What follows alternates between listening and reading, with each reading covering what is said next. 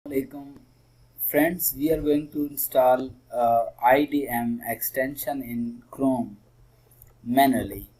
So I have already installed Internet Download Manager, as you can see, but it's not present in my Chrome extensions. I have already opened these extensions, and how we can now install the extension of IDM. We cannot find it from Chrome Web Store. So what we need to do is we have to go to IDM website. On this website you have to click on sport here. Click on sport and go to browser integration. So after clicking on browser integration, you will go to number 9 here, how to find IDM extension in Chrome Web Store.